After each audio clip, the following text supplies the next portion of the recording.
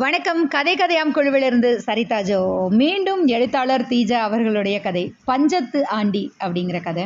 பஞ்சத்து aunty அப்படின்னு கதையோட தலைப்பை கேட்டதுமே ஏதோ பஞ்சத்தில் இருக்கிறவரை பற்றின கதை அப்படின்னு சொல்லி ஒரு நினப்புக்கு வரும். கண்டிப்பாக அப்படியான ஒரு கதை தான் இந்த கதை. அநேகமாக 60-70களில் சேலம் மாவட்டத்தில் இருந்த ஒருவருடைய வாழ்க்கை வரலாற்றை கூறுற மாதிரியான ஒரு கதை.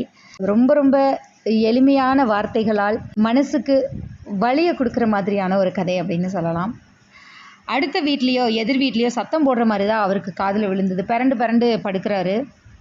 நல்ல சத்தம் ரொம்ப அதிகமாக வர ஆரம்பித்த உடனேயும், எழுந்திரியா, நல்லா படுத்து தூங்குற, அப்படி தூக்க வேண்டி கிடக்குது அப்படின்னு சத்தம் கேட்டதையும் மூட்டை முடிச்சு பானை சட்டி எல்லாத்தையும் எடுத்துட்டு வேக வேகமாக கிளம்புறாங்க.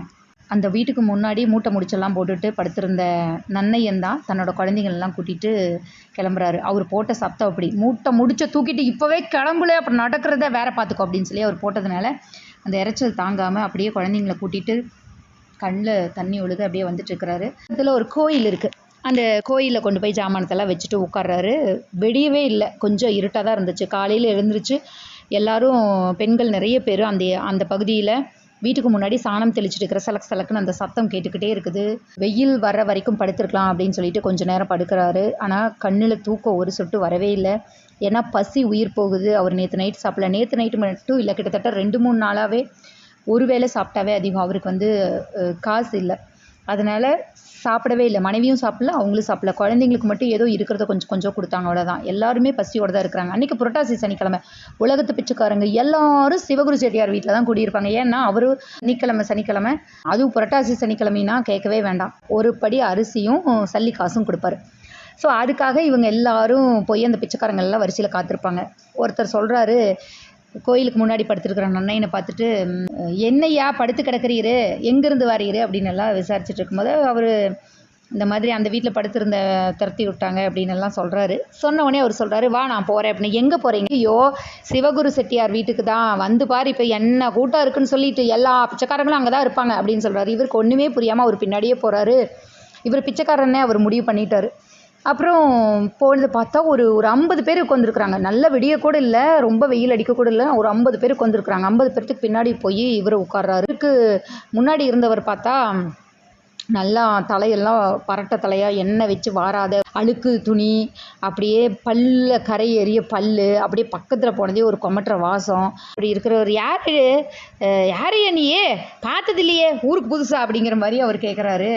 என்ன பண்ணுறதுனே தெரியல. இவர் எதுவும் பேசலை. அவர்கிட்ட பேசுகிறதுக்கு இவருக்கு மனசே இல்லை, ஒன்றுமே பேசலை. என்ன பேச மாட்டீரோ, நான் சொல்கிறது கேட்கலையோ அப்படின்னு சொல்லி மறுபடியும் அவர் சொல்கிறாரு. இவர் மறுபடியும் ஒன்றும் பேச, எந்த ஊர் அப்படின்னு கேட்டதுக்கப்புறம் மெதுவாக சேலம் அப்படிங்கிறாரு. சேலமா, ரொம்ப தொலைவாச்சே. ஆமாம், அங்கேருந்து எங்கே இம்மா தூரம் அப்படின்னு கேட்குறாரு. கேட்ட உடனே இவனுக்கு என்ன பதில் சொல்கிறதுன்னு தெரியல. என்னது, நம்ம என்ன இங்கே பெரிய அப்படியே சொந்த பந்தத்தோடு சேர்ந்து உலாவ வந்திருக்கிறோமா, இல்லை ஏதாச்சும் சுற்றுலா மாதிரி சுற்றி பார்க்க வந்திருக்கிறோமா, இம்மாந்தூரன்னு கேட்குறாரு. நானே பஞ்சம் முளைக்கிறதுக்காக அங்கேருந்து இங்கே வந்திருக்கிறேன் அப்படின்னு சொல்லி அவர் மனசுக்குள்ளே நினச்சிக்கிட்டு எதுவும் பேசலை. ஆமாம், என்ன ஒன்றும் பேச மாட்டேங்கிறீரு, யோசனை பண்ணிக்கிட்டே இருக்கிறீரு அப்படின்றதையும், இல்லை பிழப்பு போயிருச்சு, பிச்சைக்கு கிளம்பியாச்சு. ஓ, இதுக்கு முன்னாடி ஒரு பழப்பு வேறு இருந்துச்சோ உங்களுக்கு அப்படின்னு கேட்குறாரு. ஏன்னா இவர் முதல்ல இருந்தே பிச்சை எடுக்கிற ஒரு அட்ருக்கு. இருந்துச்சு இப்போ இல்லை. ஆமாம், என்ன வெள்ளாமையா, இல்லை வேற என்ன பண்ணீரு? வெள்ளாமை இல்லை, நெசவு. ஓ, நெசவா, அந்த வேட்டி புடவையெல்லாம் நெய்வாங்களே அதுவா? ஆமாம், துண்டு துப்பட்டி கூட நெய்வோம். என்ன பண்ணுறதுன்னு தெரியல, எல்லாம் முடிஞ்சு போச்சு. நூல் இல்லைன்ட்டாங்க. மூக்கில் கையில் காதில் கிடந்தது எல்லாத்தையும் கொஞ்சம் இது எல்லாத்தையும் விற்றாச்சு. 2 நாளாக சோறு திங்க முடியல, காசு இல்லை. ஊர்லேருந்து அப்படியே மெதுவாக கிளம்பி இங்கே வந்தோம். இங்கே வந்தால் இங்கேயும் எனக்கு எதுவும் கிடைக்கல. ஏன் நூல் கிடைக்கலையாக்கும்? என்னமோ கிடைக்கல. வேறு பிழைப்பும் கிடைக்கல. ஏன் வேறு ஏதாச்சும் பண்ண வேண்டியது தானே? இல்லை, நாங்கள் தறியே நெஞ்சு பழகிட்டோம். எங்களால் போயெல்லாம் மண்வெட்டியை தூக்கியெல்லாம் விவசாய வேலை செய்ய முடியல. பாவம் பார்க்க பாவமாக தான் இருக்குது அப்படின்னு சொல்லி அவர் பார்க்குறாரு. பிச்சை எடுக்க மட்டும் தெம்பு வேண்டியதில்லைன்னு நினச்சிட்டிங்களா? பிச்சை எடுக்கிறதுக்கு எப்படி தெம்பு வேணும்னு உங்களுக்கு தெரியுமா அப்படின்னதையும் அப்படியே நன்னையன் அவரே பார்க்குறாரு. இங்கே பிச்சை எடுத்துகிட்டு நீ முதல் நான் பிச்சை எடுத்துகிட்டு அடுத்த நான் போனீங்கன்னா மேலேயும் கீழேயும் பார்ப்பாங்க. நீ மறுபடியும் கும்பகோணம் போகணும், அந்தாண்ட போகணும், இந்தாண்ட போகணும், அக்கம் பக்கத்து ஊருக்கெல்லாம் போயிட்டு திரும்பவும் இங்கே வரணும். நீ ஒரே ஊரில் பிச்சை எடுத்தால் பிச்சை கிடைக்காது. இதில் எத்தனை விஷயம் இருக்குன்னு உனக்கு தெரியுமா அப்படின்னு சொல்லி விளக்கும்போது இவருக்கு எதுவுமே பேச முடியல. நன்னையன் அப்படியே பார்த்துட்டு இருக்கிறாரு.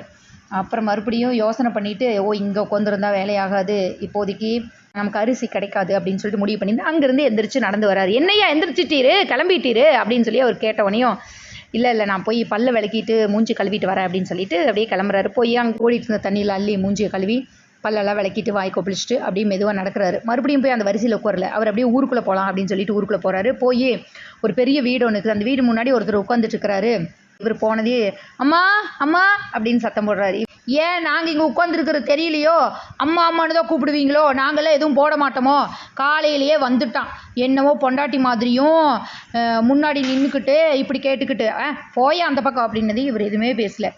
என்ன நினச்சிட்டு இருக்கிறீரு, காலங்காத்தால் எழுந்திரிச்சு வந்து மூஞ்சியில் நான் முழிக்கணுமா என்ன அப்படின்னு சொல்லி மறுபடியும் சத்தம் போடுறாரு. இவர் ஏதோ பேச வர்றாரு, ஆனால் அவர் விடவே இல்லை, தொடர்ந்து எதோ பேசிக்கிட்டே இருக்கிறாரு. அப்புறம் கொஞ்சம் கேப் கிடைச்ச உடனே சொல்கிறாரு, ஐயா நான் சேலமுங்க, அங்கே வந்து நெசவு பண்ணிகிட்டு இருந்தோமுங்க, எனக்கு அங்கே எல்லாம் முடிஞ்சு போச்சுங்க, என்ன பண்ணுறேன்னு தெரியாமல் இங்கே வந்தனுங்க, நான் வந்து பரம்பரையாக பிச்சை எடுக்கிறவன் நல்லா இல்லைங்க அப்படின்னு சொல்லி அவர் சொல்லும்போது இவரும் கேட்குறாரு, ஓ அப்படியா, சரி சரி ஏதாவது வேலை செஞ்சு பிழைக்கலாமில்ல, சரி இருக்கிறத தரேன்னு சொல்லிட்டு அப்புறம் மறுபடியும் உள்ளே போனதே அந்த அம்மா கொண்டு வந்து கொஞ்சம் இட்லியும் கொஞ்சம் சோறும் போடுறாங்க. அப்போ சொல்கிறாரு, பாரு ஏதாவது கையில் வச்சுட்டு நீ வந்து பிச்சை எடுக்கணும் ஐயா, சும்மா பிச்சை எடுத்தால் யார் பிச்சை போடுவாங்க, உங்கள்கிட்ட ஏதாவது ஒரு பொருள் இருக்கணும், ஏதாவது ஒன்று இருப்பார், அந்த அந்த குரங்காட்டி இருக்கிறான் பாரு, குரங்கு வச்சுருக்கான் பாரு, அந்த மாதிரி ஏதாவது ஒன்று இருக்கணும் அப்படின்னு சொல்லும்போது, ஓ சும்மா பிச்சை போட மாட்டாங்களோ, ஏதாவது செஞ்சாதான் பிச்சை போடுவாங்களோ, நம்மளுக்கு என்ன தெரியும் அப்படின்னு நினச்சிக்கிட்டு அவர் சரிங்க ஏன்னு சொல்லிட்டு கிளம்பி வந்துடுறாரு. அந்த குரங்காட்டி இவர் பின்னாடியே வர்றாரு, நன்னன் பின்னாடியே வர்றாரு. 2 பேரும் பேசிக்கிட்டே போகிறாங்க. நடந்த விஷயங்கள்லாம் அவர் பார்த்துட்டு பேசிக்கிட்டே இருக்கிறாரு. வீட்டுக்கு போய் இந்த சாப்பாட்டெல்லாம் கொடுத்து அவங்கள சாப்பிட்டு முடிச்சதையும் இந்த குரங்காட்டி இவர் கூடயே உட்காந்துட்டு இருக்கிறாரு. ஏனுங்கய்யா அவர் சொன்னது வாஸ்தவம் தானே, சும்மா போய் நீங்கள் பிச்சை கேட்டிங்கன்னா கொடுப்பாங்களா, இப்போ நாங்கள்லாம் பாருங்கள் இந்த குரங்கை வச்சு விற்ற காமிச்சு காசு சம்பாதிக்கிறோம், ஏதோ வயிற்றுக்கு அல்லல் படாமல் போயிட்டுருக்குது, நீங்களும் அப்படி ஏதாவது இருந்தால் தானே ஆகும் அப்படின்னு சொல்லும்போது அவர், எனக்கு என்னையா தெரியும், எனக்கு ஒன்றும் தெரியாது, ஊரும் புதுசு, நான் தொலை தூரத்துலேருந்து வர என்ன பண்ணுறதுன்னு தெரியல அப்படிங்காட்டி, இந்த ஊரில் ஆராய்ச்சி தெரியுங்களா அப்படின்னு கேட்டது, எனக்கு யாரையுமே தெரியாதுங்க அப்படிங்க. சரி எங்க கூட வர்றீங்களா, தப்பாக நினச்சிக்கலீங்கன்னா நான் ஒரு பக்கம் உங்களை கூட்டிகிட்டு போட்டுமா அப்படின்னு கேட்டது, எங்கே அப்பா நினச்சிக்கப்படாது அங்கே வந்து பாருங்க அப்படின்னு சொல்லிட்டு கூட்டிகிட்டு போகிற. ரொம்ப தூரம் போகிறாரு. ஒரு சேரி ஒன்று இருக்குது, அதுக்கு பக்கத்தில் போய் ஒரு வீட்டிலேருந்து கூப்பிட்றாரு, வைத்தியலிங்கம் வைத்தியலிங்கம் அப்படின்னு சொல்லி கூப்பிட்றாரு. அவங்களும் குரங்காட்டி மாதிரி தெரியுறாங்க.